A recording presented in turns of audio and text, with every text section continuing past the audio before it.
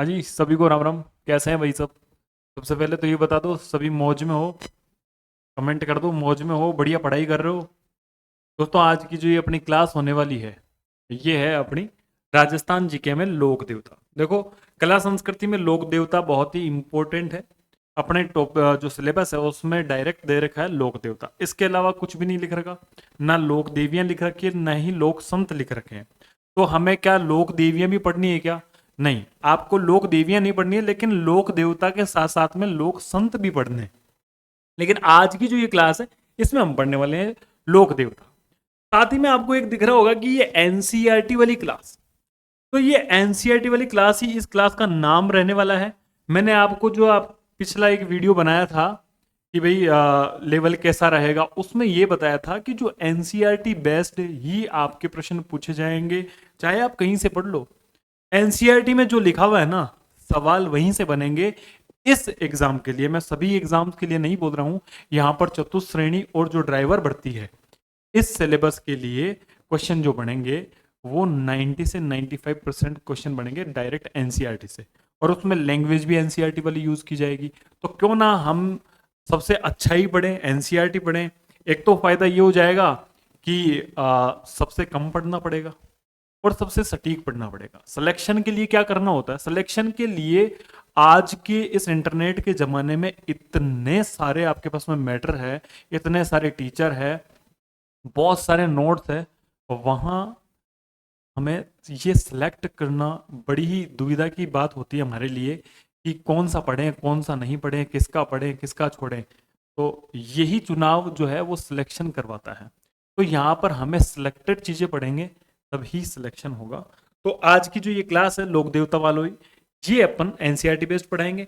और साथ ही में मैं आपको एक बात और बता दूं कि इस चैनल पर जो भी क्लासेज आएगी, चाहे साइंस की आए, चाहे हिंदी की आए, चाहे इंग्लिश की आए और कंप्यूटर की आए, एनसीईआरटी बेस्ड ही आपको यहाँ पढ़ाया जाएगा और सिलेक्टेड पढ़ाया जाएगा, है ना। इधर उधर का कुछ भी नहीं पढ़ाया जाएगा, जो कि आपके एग्जाम में आए वही पढ़ाया जाएगा। ठीक है भाई। सबसे पहले गोगा जी पढ़ते हैं लोक देवताओं में। आपने गोगा जी का नाम सुना होगा। ये जो आप यहाँ पिक्चर देख रहे हो, गोगा जी, ये गोगा जी है। गोगा जी के हाथ में भाला है, यहाँ पर एक सर्प है, यानी सांप का चित्र आपको दिख रहा होगा अगर ध्यान से अगर आप देखोगे तो, है ना। ये गोगा जी की तस्वीर है। दोस्तों, गोगा जी का जो जन्म है वो जन्म होता है ददरेवा चूरू। कहाँ पर होता है? ददरेवा चूरू में। लेकिन इनका जो समाधि स्थल है वो कहाँ पर है? वो है गोगामेडी हनुमानगढ़। तो अपन को लोक देवताओं में क्या क्या चीजें याद रखने की होती है? स्पेशली सबसे पहले उनका जन्म स्थान, उनका समाधि स्थल या उनका जो मुख्य तीर्थ स्थल है वो कहाँ पर है, उनके माता पिता और पत्नी का नाम, ये इंपॉर्टेंट होते हैं, जो कि सवाल मुख्यतः पूछे जाते हैं। फिर उनकी अगर उनके बारे में कोई स्पेशल फैक्ट्स है, जैसे कि उनकी कोई फड़ है, उन पर कोई डाक टिकट जारी करवाया गया है, इस तरह के कुछ स्पेशल फैक्ट्स अगर होते हैं तो वही हमें लोक देवताओं में याद करने के होते हैं। यहाँ सबसे पहले जन्म स्थान पढ़ लेते हैं। जन्म स्थान में पता है कि ददरेवा चूरू में। माता और पिता, माता जी का नाम था बाछल देवी और पिताजी का नाम था जेवर। कैसे याद रखोगे? ऐसे याद रख लो, गोगा जी, या तो रख लो जीबी, ठीक है, गोगा जी की जीबी, माता पिता कौन है उनके? जीबी। जी यानी जेवर और बी यानी क्या हो गया? बाछल। या फिर ऐसे याद कर लो कि गोगा जी के मंदिर में ढोल नगाड़े बाजे, तो बाजे, बाजे ट्रिक भी याद कर सकते हो कि बा यानी बाछल, जे यानी जेवर। ट्रिक आप कुछ भी लगा लो, चाहे गोगा जी की जीबी लगा लो, चाहे बाजे लगा लो, है ना। लेकिन आप बेहतर यही होगा कि अपनी ट्रिक बनाए। तो यहां पर बाछल और जेवर, इनमें से सवाल पूछा जाएगा तो हम बता देंगे भाई। गोगा जी का नाम राजस्थान के 5 पीरों में लिया जाता है।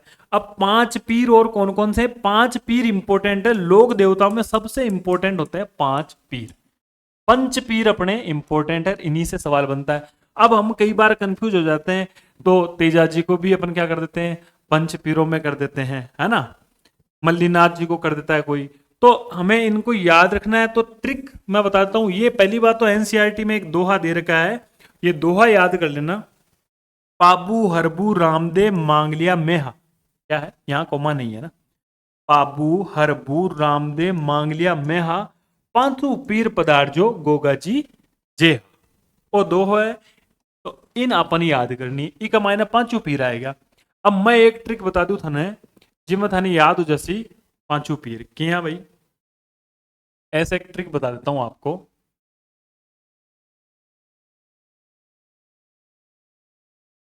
पांच ऐसे लिख लो, पांचों पीरों पर या पांच पीरों पर, पांचों पीरों पर पाजी की मेहर है। किसकी मेहर है? पाजी की मेहर है, यानी कृपा है। कृपा को मेहर बोल सकते हैं। ये पाजी की मेहर है। अब मैं आपको यहां इस ट्रिक से पांचों पीर याद करवा देता हूं। कैसे याद करेंगे पांचों पीर? देखो जी, इधर देखना ध्यान से। पाजी, पा यानी पाबूजी, दिख रहा है आपको? पा यानी पाबूजी। यहां मैंने लिखा पा जी, तो जी यानी गोगा। जी यानी क्या? गोगा जी। टी का कोई मतलब नहीं है। मे का हो गया मेहा जी, मेहा जी मांग लिया। मे का क्या हो गया? मेहा जी मांग लिया। है का क्या हो गया? हड़बू जी। है का क्या हो गया भाई? ऊपर लिख देता हूं। है का हो गया हड़बू जी। कौन हो गए भाई? हड़बू जी। और रे का क्या हो गया? रामदेव जी। तो आपको ये ट्रिक याद हो जाएगी कि पांचों पीरों पर किसकी मेहर है? पाजी की मेहर है। पांचों पीरों पर पाजी की मेहर है। इस ट्रिक से अपन को पांचों पीर याद हो गए, कभी नहीं भूलोगे, याद रख लेना ना। और ये पाबूजी, गोगाजी, मेहाजी, हड़बूजी और रामदेव जी कौन है? पांच पीर है। पांच पीर इंपॉर्टेंट है। अब एक स्पेशल फैक्ट अपन याद कर लेते हैं कि गोगाजी अपने मौसेरे भाई थे अर्जुन और सुरजन। कौन थे? अर्जुन और सुरजन। उनके साथ में एक युद्ध होता है और उस युद्ध में ये अर्जुन सुरजन भी मारे जाते हैं और गोगाजी भी वीर गति को क्या होते हैं? प्राप्त हो जाते हैं। और जहां ये वीर गति को प्राप्त होते हैं उस स्थल का नाम क्या है भाई? वो है धुरमेड़ी। क्या है? धुरमेड़ी बोल दो और गोगामेड़ी बोल दो। बात एक ही, इनको भी अभी मैं याद करवा देता हूं। कई बार अपन कंफ्यूज हो जाते हैं। अर्जुन सुरजन के साथ युद्ध होता है, गोगाजी वीर गति को प्राप्त होते हैं। गोगाजी का जो जन्म स्थल है वो है ददरेवा सीड्स मेड़ी। देखो, जो जन्म स्थल है उसको बोलते हैं सीड्स मेड़ी, और जो समाधि स्थल है उसके दो नाम है। एक तो गोगामेड़ी जो कि हनुमानगढ़ में है, और उसी का एक नाम है धुरमेड़ी। कौन सा नाम है? धुरमेड़ी। कैसे याद करोगे? देखो, जन्म कहाँ होता है? ददरेवा चूरू में। तो आपको ये बायोलॉजिकली ये बात पता होगी कि जन्म के समय जब बच्चा माँ के गर्भ से बाहर आता है तो उसका सिर पहले बाहर आता है। क्या आता है? सिर बाहर आता है, यानी शीड्स। तरीका मैं याद करने का बता रहा हूं, है ना। तो सिर बाहर होता है, तो जन्म जहां होता है उसको क्या कहेंगे? सिर यानी शीड्स। तो जन्म जहां होता है उसको शीड्स मेडी कहेंगे। और जहां समाधि स्थल है वहां आपका धड़, ये शरीर रखा जाएगा, तो उसको कहेंगे धुरमेड़ी या फिर गोगामेड़ी। ठीक है, जन्म स्थल का एक ही नाम है, वो क्या है? शीड्स मेडी। याद हो गया भाई? हम आपको यहां पढ़ाएंगे नहीं, याद भी करवाएंगे। ठीक है, चलो भाई आगे बढ़ते हैं। अब गोगा जी की जो विशेषता है वो क्या है? अश्वरोही भाला लिए योद्धा के प्रतीक के रूप में, या फिर तथा सर्प के प्रतीक के नीचे की जगह होगा प्रतीक के रूप में। क्या होगा? सर्प के प्रतीक के रूप में होगा। किसके रूप में होगा भाई? देखो, गोगा जी का तस्वीर आप देखोगे तो एक तो ये अश्वरोही यानी अश्व के ऊपर विराजमान है, साथ में भाला ले रखा है एक, तो ये भाला लिए हुए, तो अश्वरोही भाला लिए हुए इनकी प्रतिमा होती है। और एक प्रतिमा इनकी होती है सिर्फ और सिर्फ सर्प, जो इनका पत्थर की एक मूर्ति टाइप होती है, उस पर सांप की आकृति बनी हुई होती है। ठीक है, तो इनका पत्थर पर उत्कीर्ण सर्प मूर्ति युक्त पूजा स्थल प्राय गांव गांव में खेजड़ी, खेजड़ी के वृक्ष के नीचे होता है। तो ऐसे पूछ ले कि इनके मंदिर के पास में पेड़ कौन सा होता है, तो गोगा जी के मंदिर के पास में पेड़ होता है। कौन सा होता है? खेजड़ी का पेड़। राजस्थान में खेजड़ी सबसे ज्यादा पाया जाता है, तो खेजड़ी का पेड़ होता है। गोगा जी की जो याद में, स्मृति में, गोगामेड़ी हनुमानगढ़, जिसको धुरमेड़ी भी बोलते हैं, मैंने अभी बताया, जहां समाधि स्थल है हनुमानगढ़ है, यही मेन इनका क्या है? तीर्थ स्थल है। एवं समस्त राजस्थान में भाद्रपद, ये इंपॉर्टेंट है, जो यहाँ रेड कर रखे हैं वो इंपॉर्टेंट है, पूछे जाएंगे भाई। भाद्रपद कृष्ण नवमी को क्या बनाया जाता है? गोगा नवमी। आपको पता है मैक्सिमम जो त्योहार है भाद्रपद और श्रावण में आते हैं। गोगा जी है, तो गोगा जी को नागों के देवता के रूप में भी पूजा जाता है। तो गोगा जी का जो पूजा जाता है वो है भाद्रपद कृष्ण, यानी जो दो पक्ष होते हैं, कृष्ण पक्ष और शुक्ल पक्ष। तो इनका किसमें? कृष्ण पक्ष की नवमी को। आपको याद होगा कि गोगा नवमी के नाम से अपने एक त्योहार आता है। कौन सा? गोगा नवमी के नाम से। ठीक है। ये भी आपको पता होगा कि रक्षाबंधन जो होता है वो श्रावण मास की पूर्णिमा को मनाया जाता है। फिर बाद में जो अपनी राखी है अपन उतार के गोगा जी आते हैं अपने गांव में देने, तो गोगा नवमी को, यानी कि 9 दिन बाद में गोगा नवमी को क्या करेंगे? उनके बांधते हैं वो राखड़ी, जो राखी होती है। ठीक है, तो गोगा नवमी राखी के 9 दिन बाद में नवमी को आती है, कृष्ण पक्ष की। ठीक है, ये इंपॉर्टेंट फैक्ट है, स्टार लगा लो। ऐसे ही सवाल पूछे जाते हैं, ये आपको नॉर्मल जीके में भी नहीं मिलेगा ये सवाल। जागीर परी कहकर पूजने से सर्प दंश का विष प्रभावहीन हो जाता है। ठीक है, तो आपको सवाल क्या पूछा जाएगा? ऐसा कौन सा लोक देवता है जिनका जिनको जागीर परी के नाम से पूजने पर सर्पदंश से के विष, जो सर्पदंश का जो जहर है, यानी सांप के काटने का जो जहर है, वो क्या हो जाता है? प्रभावहीन हो जाता है। तो किस नाम से? जागीर परिणाम से। तो जागीर पीर से नाम से कौन सा हो गया भाई?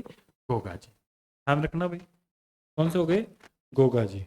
और इनको जागीर परी भी बोलते हैं। हम नॉर्मली क्या पढ़ते हैं? जाहर पीर। क्या पढ़ते हैं? जाहर पीर। चलो जी आगे। एक इंपॉर्टेंट ये होता है कि इनके गुरु का नाम पूछा जाता है। तो गोगा जी का गुरु जी जी, देखो गोगा जी में जी बहुत आ रहे हैं। गोगा जी, जी से गोगा जी से जेवर, और जी से गोरखनाथ, और जी से गजनवी। देखना, जी का बहुत ज्यादा यूज है। जी से गोगा जी से जेवर जो कि इनके पिताजी का नाम है, जी से गोरखनाथ जो कि इनके गुरु का नाम है, और जी से महमूद गजनवी के ये क्या थे? समकालीन थे। किनके समकालीन थे? महमूद गजनवी के समकालीन थे। हिंदू इनको नागराज के रूप में पूछते हैं, और जो मुस्लिम है वो इनको क्या पूछते हैं? गोगा पीर के रूप में पूछते हैं। ऐसा अपना पढ़ने पर गोगा जी हो जाते हैं कंप्लीट। ठीक है भाई, 5 पीरों के अंदर गोगा जी आते हैं। हमने जो जो पढ़ा, माता जी का नाम बाचल है, पिताजी का नाम जेवर है, गुरु गोरखनाथ है, और जो गजनवी है उनके ये समकालीन थे। अश्वरोही जो भाला लिए इनकी क्या होती है? प्रतिमा होती है। और गांव-गांव में खेजड़ी में पत्थर के ऊपर क्या होता है?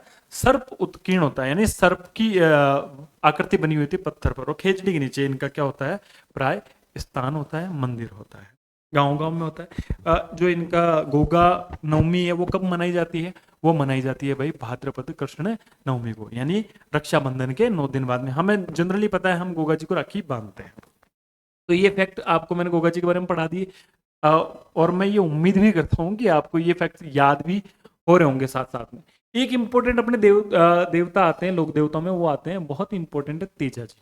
तेजा जी को अपने सब जगह पूजा जाता है। तो कमेंट में पहले तो तेजा जी महाराज की जय बोल दो। ठीक है, तेजा जी महाराज अपना बेड़ा पार लगाएंगे। तो तेजा जी महाराज के जब अपन पढ़ते हैं या गाने सुनते हैं तो खरनाले लियो अवतार। कहाँ लियो अवतार? खरनाले। तो खरनाल गांव है, कहाँ पड़ता है? नागौर के अंदर। खरनाल कहाँ पड़ता है भाई? नागौर में। इस खरनाल में ही इन्होंने अवतार लिया था। कब लिया था? माघ शुक्ल चतुर्दशी को। किसको? माघ शुक्ल चतुर्दशी को 1073 ईस्वी में इनका जन्म होता है। ये ईस्वी पूछ लेते हैं तो यहाँ इसको इंपॉर्टेंट लगा। 1073 ईस्वी में गोगा जी का क्या होता है? जन्म होता है। गोगा जी के माता और पिता का नाम है, माता का नाम रामकुवरी और पिता का नाम क्या है? ताहड़ जी। क्या नाम है? ताहड़ जी। तो आप कैसे याद करोगे इसको? रामकुवरी और ताहड़ जी। तो वैसे तेजा जी को आप ऐसे याद कर सकते हो, एक गाना चलता है तारारपम, ऐसे बोलते हैं तारारपम पम, ये गाना है। तो इससे मैं आपको 3 चीज याद करवा दूंगा। देखो, ता यानी वैसे तो याद कर लो भाई तेजा जी है, ता यानी ताहड़ जी, रा यानी रामकुरी, और पम, ये जो पम है इसका मतलब इनकी पत्नी का नाम क्या है? पेमल।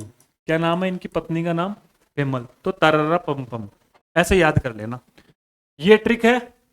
तो राम कुंवरी और ताहड़ जी। एक इंपॉर्टेंट फैक्ट क्या आता है भाई, मेर लोग, लाछा गुजरी की गायें जो मेर मुसलमान है वो चुरा कर लेकर चली जाते हैं, और लाछा गुजरी इनसे प्रार्थना करती कि भाई तेजाजी महाराज मेरी जो गायें हैं वो आप छुड़वाओ। तो तेजाजी क्या करते हैं, इनकी गायें छुड़वाने के लिए इन मेरों से लड़ने के लिए जाते हैं। रास्ते में इनको एक सर्प मिलता है, वो कहता है भाई तेजाजी महाराज मैं आपको डसूंगा। तो ये जो तेजाजी है ये उस सर्प को वचन देते हैं कि भाई देख मेरा अभी तो काम है, मेरे को युद्ध लड़ना है, लाछा गुजरी की मेरे को गायें छुड़ानी है, मैं गायें छुड़ा लूं और फिर वापस आ जाऊं, तब तू मुझे डस लेना। और उस जमाने में आपको पता है वचन के लोग पक्के होते थे, और वचन ही होता था शासन, जैसे अपने बाहुबली में होता है। तो वैसे ही क्या होता है, जब ये लाछा गुजरी की प्रार्थना पर गायें को मुक्त करवाने जा रहे थे, रास्ते में कौन से गांव में इनको सर्प मिलता है, सुरसरा गांव नामक स्थान पर एक सांप मिलता है। और आपको कहानी पूरी पता ही है कि तेजाजी ने सर्प को डसने से रोकते हुए वचन दिया कि गायों को मुक्त कराने के बाद में स्वयं यहाँ आएंगे और फिर आपसे डसवाएंगे और फिर मृत्यु को प्राप्त हो जाएंगे। देखो पहले लोग ऐसे होते थे, तभी तो भाई लोग देवता है। भीषण संघर्ष करते हैं तेजाजी, उनकी गायों को मुक्त कराने में सफल भी हो जाते हैं, फिर वापस आते हैं, इनको सर्प दंश कर लेता है, और उसके बाद में सुरसरा जो नामक गांव है यहां पर इनकी क्या हो जाती है, मृत्यु हो जाती है। अत्यधिक घायल होने पर भी वे अपने वचन के अनुसार वापस आते हैं। पूरे शरीर पर घाव होने के कारण इन्होंने सर्प के डसने के लिए, अच्छा ये एक बार देखो पूरे शरीर पर घाव थे, अब सर्प के डसने के लिए जगह नहीं बची, तो सर्प भी को भी दया आगे भी कहां डसूं, तो बोला आप मेरी जीभ को डस लो। ठीक है, तो जीवा आगे कर दी भाई यहां डस लो। सर्पदंश के कारण इनकी मौत हो जाती है। सुरसुरा जो कि किशनगढ़ में पड़ता है। और अब ध्यान रखना कि भाद्रपद कृष्ण नवमी को तो क्या मनाया जाता है, गोगा नवमी, और भाद्रपद शुक्ल दशमी को क्या बनाया जाता है, इनकी मृत्यु हुई तो भाद्रपद शुक्ल दशमी को ही क्या लगता है, तेजाजी का मेला लगता है, तेजाजी को पूजा जाता है। किस तारीख को, तो तेजा दशमी। तेजा दशमी कब आती है, भाद्रपद शुक्ल दशमी। अधिकतर जो त्योहार होते हैं वैसे शुक्ल में आने चाहिए और शुक्ल में ही आते हैं। तो तेजा दशमी कब आती है, भाद्रपद शुक्ल दशमी को, ये हमें याद हो गया। एक फैक्ट हो गया, तेजाजी को नागों के देवता के रूप में भी पूजा जाता है। देखो गोगा जी को भी नागों के देवता के रूप में पूजा जाता है, तेजाजी को भी नागों के देवता के रूप में पूजा जाता है। ठीक है भाई, ऑप्शन में कोई एक ही आएगा इनमें से। परबत्सर नागौर में तेजाजी का एक मेला लगता है, विशाल पशु मेला। कहां पर लगता है, परबत्सर नागौर। अब जैसे जो परबत्सर है नागौर में ना होकर अब कहां हो गया, डीडवाना कुचामन में आ गया। ठीक है, कहां आ गया भाई, डीडवाना कुचामन में आ गया परबत्सर। तेजाजी को तलवार धारण किए हुए घोड़े पर सवार योद्धा के रूप में दर्शाया जाता है, जिनकी जीवा पर सर्पदंश करता है। अभी जब मैंने आपको तेजाजी की ये तस्वीर दिखाएगी तो देखो घोड़े पर ये तलवार ले सकते हैं या भाला ले सकते हैं, ये तस्वीर होती है, हमने सबने देखी है। अपने तो गांव के लोग हैं, गांव के लोगों को तो तेजाजी के बारे में लगभग सब कुछ पता होता है। फिर भी हमें यहाँ पर जो थ्योरेटिकली चीजें हैं, एक एक चीज फैक्ट याद करनी है एनसीईआरटी के अकॉर्डिंग। मान्यता है कि यदि सर्पदंशित व्यक्ति के कौन से पैर पर, दाएं पैर पर तेजाजी की तांती यानी डोरी बांध दी जाए तो उसे विष नहीं चढ़ता। अब सवाल क्या पूछा जाएगा, ऐसा कौन सा देवता है जिसके नाम की तांती किसी व्यक्ति के दाएं पैर में बांध दी जाए तो उसको सर्प का या सांप का जहर नहीं चढ़ता है। तो ऐसे देवता कौन है भाई, ऐसे देवता है तेजाजी। ठीक है, और जागीर परी नाम से किसी देवता की पूजा की जाए वो कौन से हैं, गोगा जी। याद रखना है भाई। और ये देख लो भाई अपने, ये तेजाजी का पशु मेला परबत्सर के अंदर लगा हुआ, ये पशु मेले की तस्वीर है। चलो अब आ जाते हैं अपने दूसरे पीर पर, बाबूजी। एक पीर हमने पढ़ लिया कौन सा, गोगा जी। दूसरा पीर हम पढ़ते हैं तेजाजी, सॉरी बाबूजी। बाबूजी का भी अपन को क्या याद रखना है भाई, जन्म स्थान ध्यान रखना है, माता पिता का नाम ध्यान रखना होता है। तो बाबूजी का जन्म होता है धांधल जी राठौड़ के यहाँ होता है। धांधल जी कौन थे, इनके पिताजी का नाम थे धांधल जी। तो धांधल जी राठौड़ के यहाँ होता है। कब होता है, 1239 ईस्वी में होता है, और कोल्लू गांव में होता है। और ये कोल्लू गांव कहाँ है, कोल्लू गांव अब वर्तमान में तो जिला फलोदी हो गया, पहले अपन जोधपुर बोलते थे, अब कहाँ है, फलोदी जिला है, अभी बरकरार रखा है फलोदी जिले को। तो कोल्लू फलोदी के अंदर होता है इनका जन्म। मुहणोत नैणसी और महाकवि गोरजी आसिया, ये इंपॉर्टेंट है, याद रख लेना। तथा लोगों में प्रचलित मान्यता अनुसार पाबूजी का जो जन्म है वर्तमान बाड़मेर के 8 कोस आगे हरी खबड़ के जूना नामक गांव, कौन सा गांव है भाई, ये जूना नामक गांव है, यहां पर अप्सरा के गर्भ से हुआ। ये किन के अकॉर्डिंग है, अगर ये पूछ ले ये ऐसा कौन सा लोक देवता है, मोहनत नैन्सी के अनुसार या महाकवि गोरजी आसिया के अनुसार पाबूजी का जन्म कहाँ होता है, तो आप क्या बोलोगे कि भाई बाड़मेर में जूना नामक एक गांव है वहां। किनके अनुसार, इनके अनुसार। लेकिन नॉर्मली अगर अपन हमें ये इनके अनुसार ना पूछ के ऐसे ही पूछे कि पाबूजी का जन्म कहाँ हुआ है, तो वो हुआ है कोल्लू गांव में, कहाँ पर, फलोदी में। ठीक है भाई, कंफ्यूजन नहीं रखनी है। पाबूजी का जो विवाह है, पाबूजी देखो अब जोधपुर साइड में थे उस वक्त, भारत पाकिस्तान हुआ नहीं करता था, अभी वर्तमान में पाकिस्तान है। पाकिस्तान में जो अमरकोट है, अमरकोट के राजा थे सूरजमल सोडा, उनकी पुत्री का नाम एनसीईआरटी में दे रखा है सोडी, लेकिन ये सोडी इनकी पुत्री का नाम नहीं था। देखो कुछ कुछ गलतियां एनसीईआरटी में भी है। तो इनका था सुप्यारदे, क्या नाम था, सुप्यारदे। कौन थे भाई, सुप्यारदे थे। और इनकी माता का नाम था कमला दे। तो ये ध्यान रखना, ये सोडी नहीं होकर क्या होगे, पै से पाबूर पै से प्यार, जैसे पै से पाबू और पै से प्यार याद रखना है, तभी आप इनका क्या, तो इनका प्यार कौन था, प्यार दे, तू प्यार दे, ऐसे याद रखना है। बाबूजी का प्यार, पै से प्यार, तो बाबूजी की वाइफ का नाम प्यार दे। ये देखो कंफ्यूजन वाली स्थिति होती है कि किसी का नाम केलम दे है, पेमल दे है, नेतल दे है, सुप्यार दे है, इस तरह के नाम है। तो नाम में हमें कंफ्यूज नहीं होना है, हमें तो ट्रिक से याद कर लेना, पै से बाबूजी, पै से बाबूजी का प्यार कौन, सुप्यार। तो सुप्यार दे इनकी वाइफ का नाम हुआ। इनका वाइफ का जब विवाह होता है तो क्या होता है कि जायल के जो राजा है जिंद्राव खिची, जो कि इनके बहनोई है, वो देवल चारणी की जो गायें हैं, देवल चारणी थी, उनकी गायों को घेर लेते हैं। और जो ये जिंद्राव खिची है, इनसे क्या होता है, पाबूजी का अभी मतलब क्या होता है, लड़ाई झगड़े चल रहे होते हैं। तो पाबूजी ने देवल चारणी को वचन दिया होता है, भाई तेरे पे कोई भी संकट आएगा तो मैं उस संकट से तेरे को दूर करूंगा। तो जब बाबूजी की शादी हो रही होती है और ये 3 फेरे ले लिए होते हैं, तब इनकी घोड़ी का संदेश आता है। और जो देवल चारणी है उसकी घोड़ी का नाम था केसर कालमी। क्या नाम था, केसर कालमी। तो बाबूजी चौथे फेरे लेने से पहले ही, फेरों से बीच में ही उठकर पहले कहाँ जाते हैं, लड़ने जाते हैं जिंद्राव खिची से। किससे, जिंद्राव खिची जी। तो ये जिंद्राव खिची के बारे में पूछते तो कौन था, ये बाबूजी का क्या था, सगा बहनों ही था। और जायल का ये नरेश था। देवल चारणी की गायें ये छुड़ाने गए थे और देवल चारणी की ही घोड़ी थी। ये जो घोड़ी है, इस घोड़ी का नाम क्या है, केसर कालमी नाम इस घोड़ी का है। गायों को छुड़ाने बाबूजी जाते हैं। 3 फेरे लेने के बाद चौथे फेरे से पहले ही केसर कालमी घोड़ी पर सवार होकर गायों के रक्षार्थ रवाना हो जाते हैं। कड़े संघर्ष में 1276 ईस्वी में पाबूजी अनेक साथियों सहित वीर गति को प्राप्त हो जाते हैं। तो पाबूजी क्या हो जाते हैं, अनेक साथियों के साथ में वीर गति को प्राप्त हो जाते हैं। कब, 1276 में। इनका मुख्य पूजा स्थल वही कोल्लू फलोदी के अंदर है जहां जन्म होता है। इनका प्रतीक चिन्ह हाथ में भाला लिए अश्वारोही। देखो भाला लिए अश्वारोही सारे ही लोक देवता है, तो इससे सवाल पूछे जाने की जो संभावना है कम ही है।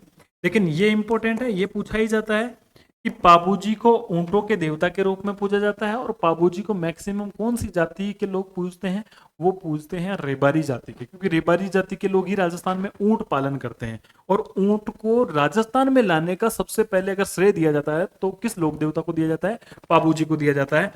यही सवाल पूछा जाता है और काफी बार पूछा गया, तो ये हमें याद रखना है। स्टार लगा लो भाई इसको, ये इंपॉर्टेंट है। केसर काल में जो घोड़ी है ये इंपॉर्टेंट है। ठीक है, सवाल कैसे आएंगे आपको पता चल ही गया। ऊंटों के स्वस्थ होने पर भोपे भोपियों द्वारा बाबूजी की फड़ गाई जाती है। किनकी फड़ गाई जाती है? पाबूजी की फड़। ये अपन आगे पढ़ेंगे कि जो पाबूजी की फड़ है वो कौन से वाद्य यंत्र के साथ में, जैसे रावण हत्या के साथ में। वैसे तो पाबूजी की जो फड़ है उसका वाचन किया जाता है रावण हत्या के द्वारा, है ना। ग्रामीण जनमानस में इन्हें लक्ष्मण जी का अवतार, ये इंपॉर्टेंट लाइन है भाई। बाबूजी को किन का अवतार माना गया? लक्ष्मण जी का अवतार। सवाल डायरेक्ट पूछा जाता है इससे। तो अब बाबूजी के बारे में आपको याद हो गया कि बाबूजी जो है धांधल जी और कमला दे के परिवार में पैदा होते हैं। धांधल जी राठौड़, कोल्लू गांव में इनका जन्म होता है। लेकिन अगर हमें पूछे कि मोहन और नैणसी के अनुसार कहाँ पैदा होते हैं, तो जूना गांव है बाड़मेर में, वहां पैदा होते हैं। बाबूजी जो है जब इनका विवाह हो रहा होता है तो ये तीसरे फेरे से ही उड़कर चले जाते हैं किस उसकी देवल चारणी की गायों को बचाने के लिए। किससे बचाने के लिए भाई? जींदराव खींची से। और जींदराव खींची कौन था? इनका बहनोई था, जो कि जायल का राजा था, जायल का नरेश था। और वहां पर लड़ते हुए 1276 ईस्वी में ये वीर गति को प्राप्त होते हैं। और इनका जो मुख्य पूजा स्थल है वो कहाँ पर है? कोल्लू गांव में। स्पेशल फैक्ट्स क्या है कि ऊंटों के लोक देवता के रूप में पूजा जाता है। ऊंट लाने का श्रेय इन्हीं को है। ऐसे याद हो गया कि नहीं हो गया? फड़ जो है इनकी बांची जाती है और रावण हत्या के द्वारा बांची जाती है, भोपों के द्वारा। ठीक है। ग्रामीण जन जनमानस इन्हें लक्ष्मण का अवतार मानती है। अब आते हैं भाई देवनारायण जी। यह है देवनारायण जी की तस्वीर। तस्वीर देख लो, तस्वीर से याद कर लो। देवनारायण जी लोक देवता है, इनके बारे में पढ़ते हैं। ये पांचों पीर में नहीं है, ये ध्यान रखना है हमें। देवनारायण जो है बगड़ावत प्रमुख भोजा और सेडू गुजरी के पुत्र थे। अब ये यहां पर भोजा लिखा हुआ है, लेकिन एक्चुअल में ये क्या है? सवाई भोज है। एनसीईआरटी में भोजा ही लिखा हुआ है, सवाई भोज है। ये आपने नाम सुना है। तो सवाई भोज इनके पिताजी का नाम है और सेडू इनके माताजी का नाम है। तो किनके पुत्र थे देवनारायण जी? सवाई भोज और सेडू के पुत्र थे। 1243 ईस्वी में इनका जन्म होता है। बहुत इंपॉर्टेंट है। धारा नगरी में जय सिंह देव परमार की पुत्री थी पीपल दे। तो जय सिंह परमार थे, उनकी पुत्री थी पीपल दे। कौन थी? People they. ध्यान रखना है। पेमल किसकी है? तररा पम्पम किसकी? तेजा जी की। और पीपल किसकी है? बाबूजी का याद कर दिया। प से बाबूजी, पैप्स बाबूजी का प्यार, यानी प्यार दे, सुप्यार दे।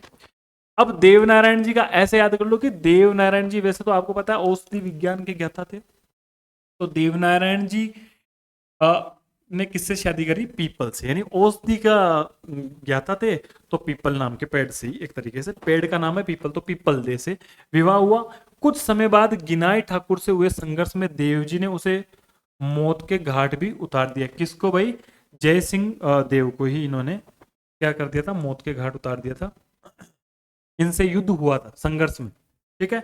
इनका मुख्य पूजा स्थल कौन सा है? आसिंद भीलवाड़ा के अंदर। भीलवाड़ा के अंदर क्या है? आसिंद भीलवाड़ा के अंदर क्या है? देव जी का मुख्य पूजा स्थल है। और अभी देवमाली गांव का भी आपने नाम सुना होगा, जो कि अपने बेस्ट टूरिस्ट विलेज हो गया देवमाली गांव, वो भी देवनारायण जी पर ही बेस्ड है।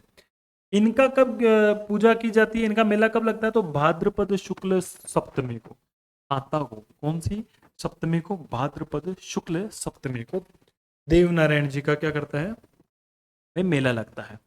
अनुयायी, मुख्य जो जाति है अनुयायी गुजर है, क्योंकि देवनारायण जी भी गुजर थे, इसलिए इनकी जो मुख्य अनुयायी जाति है वो है गुजर। जो देवजी की फड़ तथा देवजी और बगड़ावतों से संबंध काव्य बगड़ावत के गायन द्वारा इनका यशोगान करते हैं। कौन करते हैं भाई? गुजर भोपे जो है वो देवजी की फड़ वाचन करते हैं। देवजी की फड़ ही क्या है? सबसे प्राचीन भी कहते हैं, और सबसे लंबी या सबसे बड़ी जो फड़ है वो भी किनकी है? देवनारायण जी की है। किंवदंती है कि हर रात 3 पहर गाए जाने पर भी ये 6 माह में पूर्ण होती है। ये एक किंवदंती है कि अगर हर रात 3 बार यानी 3 पहर अगर इसको गाते हैं तो इसको पूरा होने में 6 महीने का समय लगता है। इतनी बड़ी इनकी फड़ है। किनकी? देव जी की। ये किंवदंती है। ये सवाई भोज का मंदिर है आसंद भीलवाड़ा में, और यहीं पर देवनारायण जी का भी स्थान है और देवमाली में भी है। लेकिन मुख्य स्थल कहां पर है भाई? भीलवाड़ा में आसंद। ये ध्यान रखना है। अब आते हैं मल्लीनाथ। कौन आते हैं भाई? ये है मल्लीनाथ जी, बाड़मेर के ये लोक देवता हैं, ये हमें ध्यान रखना है। और मैं आपको जो यहाँ पर लोक देवता पढ़ा रहा हूँ वो वही पढ़ा रहा हूँ जो एनसीईआरटी में। इसके अलावा एक भी एक्स्ट्रा नहीं पढ़ाऊंगा, ठीक है। मल्लीनाथ जी का जन्म कहाँ होता है? मारवाड़ के रावल सलखा थे और जानी थी। इनकी माता का नाम, पिता का नाम, इनके पिता का नाम इतना ज्यादा नहीं पूछा जाता है। मेन जो लोक देवता है उन्हीं के माता और पिता का नाम पूछा जाता है।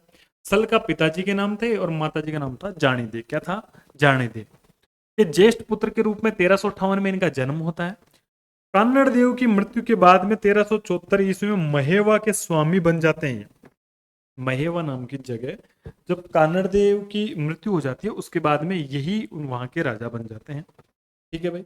राज्य विस्तार के क्रम में 1378 ईस्वी में ये फिरोज तुगलक मालवा के सूबेदार निजामुद्दीन की सेना को इन्होंने मार वगैरह। किसकी? फिरोज तुगलक था, मालवा का सूबेदार था निजामुद्दीन, उसकी सेना को इन्होंने क्या कर दिया? मार गिराया, यानी इन्होंने युद्ध भी लड़ा है।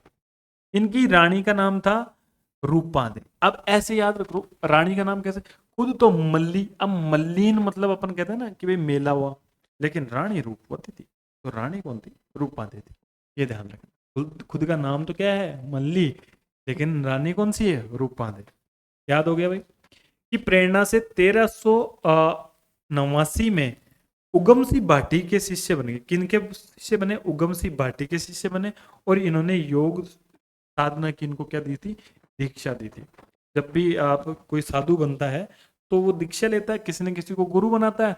तो इन्होंने भी किसको बनाया? उगम सिंह भाटी से इन्होंने क्या ली? दीक्षा ली। मल्लीनाथ जी ने मारवाड़ के सारे संतों को एकत्र किया, इकट्ठा किया और 1399 ईस्वी में एक वृहद कीर्तन आयोजित कराया। लेकिन ये इंपॉर्टेंट फैक्ट नहीं है, हमें याद रखने वाली आवश्यकता नहीं है इस चीज की। ये याद रखने की चैत्र शुक्ल द्वितीया को इनका स्वर्गवास हो गया था और तटवर्ती तिलवाड़ा बाड़मेर गांव में इनका मंदिर है, जहां प्रतिवर्ष चैत्र कृष्ण एकादशी से चैत्र शुक्ल एकादशी तक विराट पशु मेला लगता है। मल्लीनाथ जी का पशु मेला ही इंपॉर्टेंट है। इंपॉर्टेंट क्या है? पशु मेला। कब लगता है भाई? चैत्र कृष्ण एकादशी से चैत्र शुक्ल एकादशी तक इनका क्या लगता है? मेला लगता है, पशु मेला लगता है। कहां पर लगता है? तिलवाड़ा बाड़मेर में। इनका मंदिर भी कहाँ है? तिलवाड़ा में। तो ऐसे ही याद रखोगे, स्थान का नाम कैसे याद रखोगे? मल्ली तल्ली। मल्ली तल्ली, मल्ली कहाँ है? तल्ली में, तो तल्ली मतलब तिलवाड़ा। याद ऐसे याद करने के यही तरीके होते हैं ताकि हमें वहां कंफ्यूजन नहीं हो। पश्चिमी परगने का नामकरण इन्हीं के नाम पर मालानी, देखो मालानी नाम के घोड़े भी अब प्रसिद्ध हैं और मालानी बाड़मेर में जगह है। उस परगने का नाम भी इन्हीं के नाम पर रखा गया है। मल्लीनाथ जी से मालानी बना गया है भाई। इनकी आज भी मालानी बाड़मेर में अत्यधिक मान्यता है, ठीक है भाई। एक सेकेंड, चलो जी अब आ जाते हैं रामदेव जी, जो कि हमारे कौन से पीर है? तीसरे पीर है। हमने बाबू जी पढ़ लिया, हमने गोगा जी पढ़ लिया, अब राम सा पीर भी हम पढ़ लेते हैं। रामदेव जी हमारे यहाँ बड़े ही इंपॉर्टेंट है। रामदेव जी हमें पता है, अजमाल जीरा कंवरा मैना देरा लाल ने तल देरा भरथार थारो हेलो सुनो जी मारा पीर। ये गाना तो आपने सबने सुना ही होगा। अब इनका जन्म कहाँ होता है? तंवर वंशी राजपूत थे ये। तो अजमाल जी और मेणादे के पुत्र रामदेव जी का जन्म कहाँ होता है? बाड़मेर में होता है। और बाड़मेर की एक तहसील है सिव, सिव के उडू काश्मीर में। ये काश्मीर है ना कि कश्मीर है। जब यहाँ पर मोदी जी आए थे पोखरण में, जैसलमेर में, तब वो बोल रहे थे कि रामदेव जी का जन्म कश्मीर में हुआ। ये कश्मीर, वो कश्मीर नहीं है, ये उडू काश्मीर इसका नाम है, ठीक है। मोदी जी ने भी गलत बोल दिया था, तो कश्मीर नहीं है, उडू काश्मीर नाम है। और इन्हें मल्लीनाथ जी का समकालीन माना जाता है। तो रामदेव जी और मल्लीनाथ जी समकालीन लोक देवता थे। अगर आपको कोई ये पूछ ले कि रामदेव जी किसके समकालीन थे, तो मल्लीनाथ जी के। तो मल्लीनाथ जी पूछ ले किसके समकालीन थे, तो रामदेव जी के, है ना। सवाल ऐसे ही बनते हैं। मल्लीनाथ जी के समकालीन थे। पोखरण क्षेत्र में एक भेरू नाम के राक्षस, आपने कहीं अगर रामदेव जी की जब कहीं कहानी देखी होगी, तो आपने देखा होगा कि एक भेरू राक्षस होता है। फिर रामदेव जी बहुत छोटे से होते हैं, फिर वो वहाँ गुरु इनके जो होते हैं ना, गुरु, उनके वहां जाते हैं। फिर क्या खींचता है वो? गुदड़ी खींचता रहता है, गुदड़ी लंबी होती जाती है, भेरू राक्षस होता है। उस भेरू राक्षस का अंत कौन करते हैं? ये बचपन में ही कर देते हैं। कौन करते हैं? रामदेव जी करते हैं। तो उसका आतंक था, अराजकता फैलाता था। उस आतंक को इन्होंने उस भेरू राक्षस को मारकर खत्म किया। इनका विवाह भी कहाँ होता है? अमरकोट के सोडा में ही होता है, ठीक है। लेकिन अमरकोट के दलजी सोडा की पुत्री नेतल दे के साथ होता है। मैंने गाना गा के बता दिया भाई, नेतल देरा भरतार। तो नेतल देरा भरतार कौन है? अपने रामसा पीर है भाई। अपनी भतीजी को पोकरण दहेज में दे दिया था इन्होंने भाई। पोकरण भाई भतीजी को दहेज में दे दिया। बाद में इन्होंने रामदेवरा बसाया, ठीक है। रामदेवरा रुणेचा गांव बसाया और वहीं पर इन्होंने जीवित समाधि ली थी। कब ली थी? भाद्रपद शुक्ल एकादशी को। एकादशी का हमारे यहाँ बड़ा ही महत्व है। एकादशी को बहुत सारे त्योहार भी आते हैं। तो भाद्रपद शुक्ल एकादशी को क्या किया था इन्होंने? समाधि ले ली थी। और इनका जो मेला भरता है वो भाद्रपद शुक्ल द्वितीया से, द्वितीया हम बोलते तो बाबेरी बीज बोलते हैं उसको, ठीक है। यहाँ पर आपको समझ में आ गया कि रामदेव जी ने रामदेवरा गांव बसाया, यहाँ पर जीवित समाधि ली रामदेवरा में। कब ली? भाद्रपद शुक्ल एकादशी को। इनका मेला कब से बढ़ता है? भाद्रपद शुक्ल द्वितीया को बढ़ता है, यानी इसको बाबेरी बीज भी कहते हैं। क्या कहते हैं? बाबेरी बीज। सांप्रदायिक सद्भाव इस मेले की मुख्य विशेषता है। सांप्रदायिक सद्भाव का मतलब यह है कि इन्हें हिंदू भी पूजते हैं, मुस्लिम भी पूजते हैं, सभी जाति धर्मों के लोग पूजते हैं। इसलिए संप्रदायों में क्या है? सांप्रदायिक सौहार्द है। तो इनको जाना भी इसीलिए जाता है। तो किस लोक देवता को सांप्रदायिक सद्भाव के लिए जाना जाता है? तो वो है रामदेव जी, ठीक है भाई। बाबेरी बीज यानी भाद्रपद शुक्ल द्वितीया को मेला बढ़ता है, लेकिन समाधि कब ली थी? एकादशी को ली थी, ठीक है।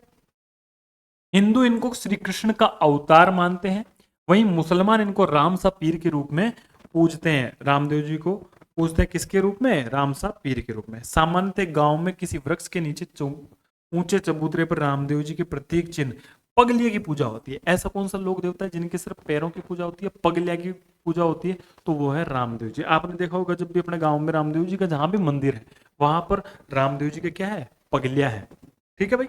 और इनके मंदिर को क्या कहा जाता है? थान। ऐसे कौन से लोक देवता है जिनके मंदिर को क्या कहा जाता है? थान के नाम से कहते हैं।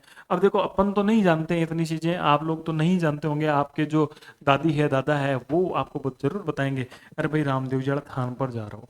तो थान जो किसको बोलते हैं? रामदेव जी के स्थान को थान बोलते हैं। रामदेव जी ने कामड़िया पंथ की स्थापना की थी। किस पंथ की स्थापना की थी? कामड़िया पंथ की। ये भी याद रखने की चीज है। और एक है तेरा ताड़ी नृत्य, जो कि कामड़िया पंथ की जो क्या बोलते हैं महिलाएं होती है वो ये नृत्य करती है। इनके जो मेघवाल भक्त है उनको रीखिया कहते हैं। तेरह ताली नृत्य किया जाता है जिसमें ये 13 प्रकार के क्या करते हैं? मंजीरे वो बांध के, घुंघरू वगैरह बांध के नृत्य करती है। तो 13 ताली नृत्य कामड़िया पंथ की औरतें करती है, रामदेव जी के मेले में करती है, ठीक है भाई।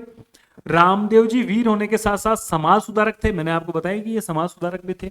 इन्होंने जाति प्रथा, मूर्ति पूजा तथा तीर्थ यात्रा का विरोध किया, सांप्रदायिक सद्भाव बना के रखते थे।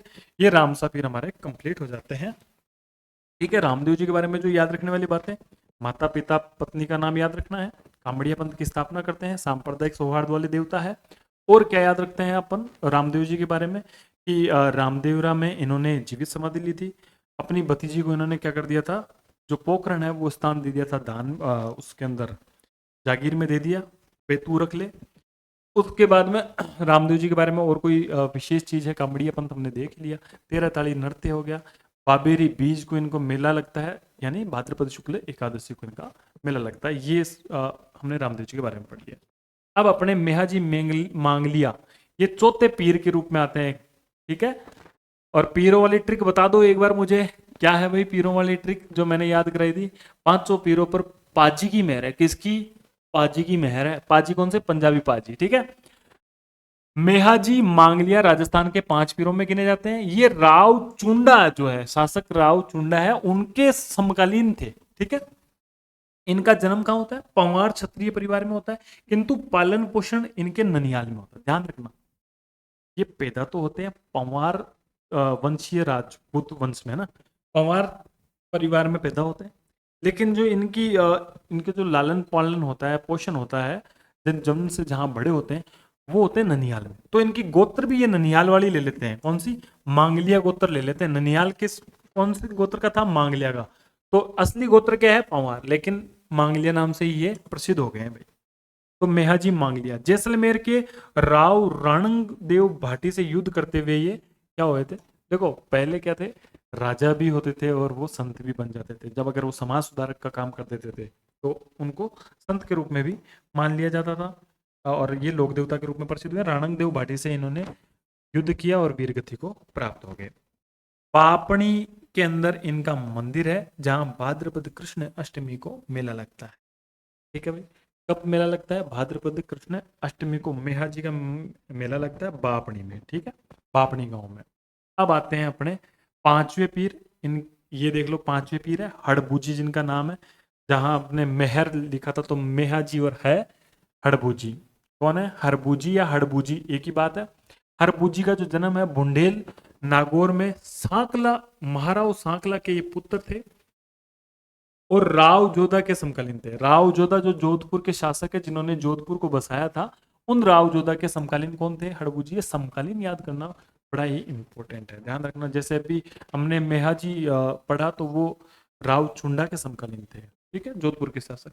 ये राव जोधा के समकालीन थे हड़बूजी। भूंडेल नागौर में जन्म तो होता है इनका, भूंडेल नागौर में, लेकिन मंदिर वहां नहीं है। अपने पिता की मृत्यु के पश्चात भूंडेल छोड़ देते हैं, छोड़कर हरबम जाल में आकर रहने लगते हैं। यहाँ रामदेव जी की प्रेरणा से, अब रामदेव जी की प्रेरणा से इन्होंने अस्त्र शस्त्र त्याग कर इनके गुरु बालीनाथ जी से दीक्षा प्राप्त की। तो इनके समकालीन देवता रामदेव जी भी है।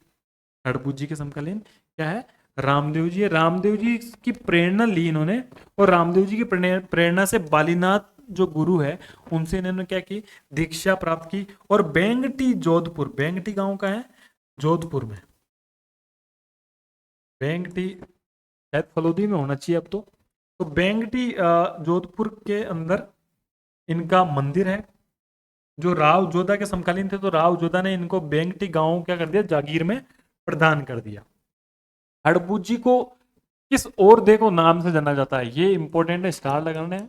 यहीं से सवाल पूछते हैं, ऐसा कौन सा लोक देवता है जिसको शगुन शास्त्री के नाम से जाना जाता है? शगुन शास्त्र का वो क्या हो, मतलब ज्ञाता हो। तो शगुन शास्त्र के ज्ञाता कौन थे? हड़बूजी। शगुन शास्त्री वचन सिद्ध और चमत्कारी महापुरुष माना जाता था। इनका प्रमुख स्थान बेंगटी, देखो फलोदी में ना, अब फलोदी में पड़ता है भाई, बेंगटी फलोदी में है। मनोती पूर्ण होने पर श्रद्धालु यहाँ इनके मंदिर में स्थापित हड़बूजी की गाड़ी की पूजा करते हैं। और हड़बूजी का जो मंदिर है उसमें पूजा किसकी होती है? इनकी जो बैलगाड़ी है, इनकी जो गाड़ी है ना, जिनके लिए पंगु गायों के लिए ये चारा लेकर जाते थे। जो गायें जिनके पैर वैर टूट जाते थे, उन गायों के लिए ये उसी बैलगाड़ी से चारा लेकर जाते थे। कौन? हड़बूजी। हड़बूजी को शगुन शास्त्री भी कहते हैं। अकबर के चित्तौड़गढ़ दुर्ग पर आक्रमण के समय अपूर्व वीरता व साहस दिखाने वाले कल्ला जी की मेवाड़ में अच्छा, अब देखो हमने यहाँ पर हड़बूजी पढ़ लिया, अब लास्ट में एक कल्ला जी के बारे में और पढ़ लेते हैं।